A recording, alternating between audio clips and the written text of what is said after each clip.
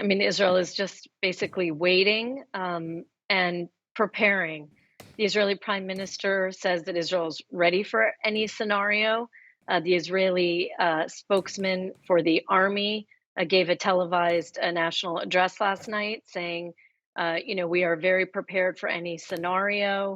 We ask citizens to be vigilant. But as of right now, there's still no changes to the home front command. In other words, the public has not been told to stay near shelters or to go into those safe rooms or to stay off the streets.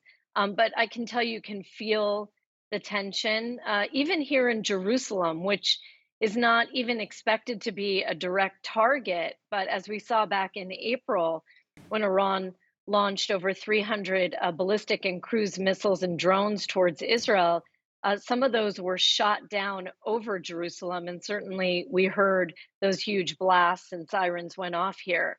So everyone, is bracing for this response. We do know that the U.S.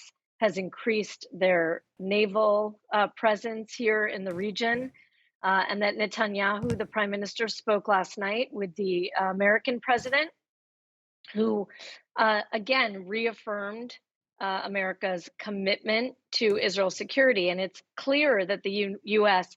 is talking with its allies and those here in the region, Jordan, Egypt, the UAE, others, to try to get together a similar coalition, which helped Israel in April shoot down most of those rockets. Now, Haniyeh was believed to play a key role in negotiations surrounding a potential truce. Where does this then leave those discussions?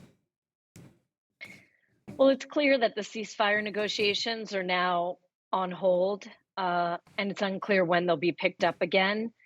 That was expected, and obviously, the Israeli political leadership, the prime minister made a calculation that it was in his estimation, and perhaps the defense establishment backed him. It was more important to take Haniyeh out than to keep him in his position as the negotiator. Let's remember, Ismail Haniyeh was no moderate, that's for sure. He was as against, opposed to the existence of the state of Israel as any other in the Hamas leadership. He had not shown he was able in the last 6 months to get Yahya Sinwar, the military leader in Hamas, to show any flexibility with this deal. He couldn't get out the women and young girls that Hamas is holding.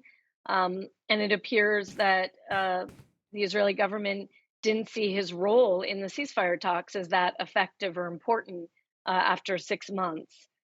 Clearly, this doesn't help the ceasefire talks because they're now on hold, and there is some anger here in Israel from the families of the hostages and the public that, they're asking a lot of questions why they couldn't have waited to kill Haniyeh until after a deal was done. And that, they feel that this is going to further endanger the lives of their loved ones who are now, they just marked 300 days in captivity yesterday.